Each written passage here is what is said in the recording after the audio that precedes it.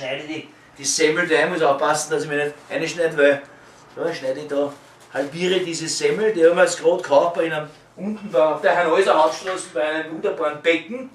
So, das teile ich dann, ja. Ein Butter sollte ich aufstreichen für diese Konzert. Aber Moment, da brauchen wir Marmelade dazu.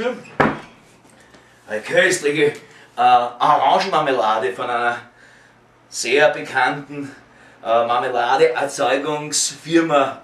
So. Das klemmt ein bisschen. Und das klemmt ein bisschen. Und geht der Scheiß nicht auf? Sag die Depper von der Marmeladebude. Wenn das ein 80-jähriges Weib, die bricht sich die Hände. Der kriegt einen Herzinfarkt. 80-jähriger Mann, der lebt schon längst unter der Erde. Der braucht keine Marmelade mehr, aber das ist, nein, Moment, da glaube ich so schön. Jetzt gibt es das auch. Das ist eine Hurenbude. Das ist nicht still, ich schwör's euch, das ist total real. Der Deckel.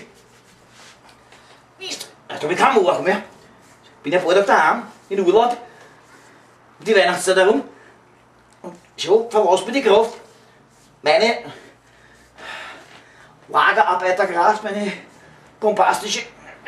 Ich habe gesagt, der Kampf. Da gibt es ja so Zangen oder was. In diese Food-Zeitschriften für Hausfrauen steht das drinnen so. Sag man, was du das aufmachen kannst. Gibt es einmal, muss ich probieren wieder. Das ist ein scheiß Handtiegel. Handtiegel ist zu glatt. Oder hier einen anderen Fetzen. Ich werde den Pullover da. Da hat aber so einen Pullover da. Probieren wir mal. Oh ja! Im vollen Ball, das gibt's ja nicht. Die Käseschlagen, die Scheißhund von der Verpackung dort, von der Abfüllung. Die was das so fest zutragen lassen von einer Scheißmaschinen. Arschloch-Einsteller, Arschloch-Maschinist. Ah, jetzt da. Schimpfen musst, dann geht's. Haha, super, endlich ist offen.